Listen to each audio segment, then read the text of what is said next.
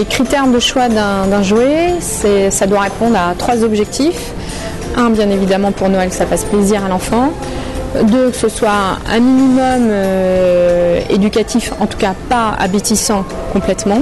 Et 3, que ça réponde quand même à une enveloppe de prix qui reste raisonnable aujourd'hui.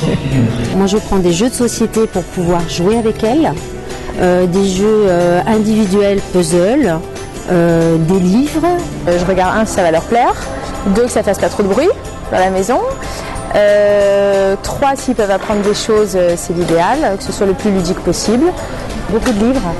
Les livres qu'on touche pour découvrir les sensations.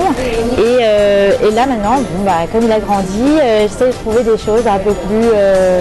là je suis à la recherche d'un petit ordinateur, mais on me dit qu'il est trop petit pour ça encore. Est-ce que les marques sont importantes ? Pour les enfants, oui. On essaie quand même de lui apporter autre chose.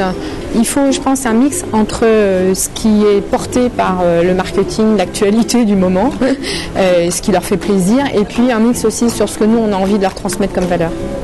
Pour moi, les marques importantes sont celles qui arrivent à se diversifier rapidement sur des jouets.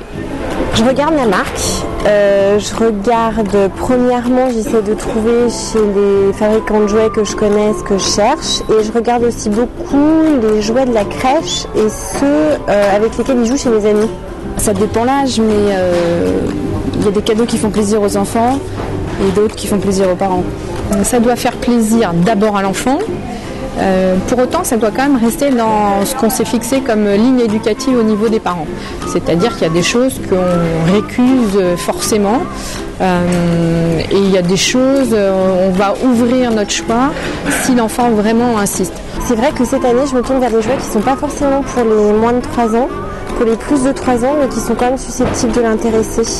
Donc c'est vrai que par contre, je ne considère pas forcément l'âge qui est marqué sur les boîtes pour encadrer le choix de mes jouets. Elle n'a rien choisi, elle me dit qu'elle ne veut rien, qu'elle a tout ce qu'il faut, mais bon, je crois que je choisis plus pour elle, parce qu'en fait, je lui ai donné un catalogue et elle a tout entouré. Donc,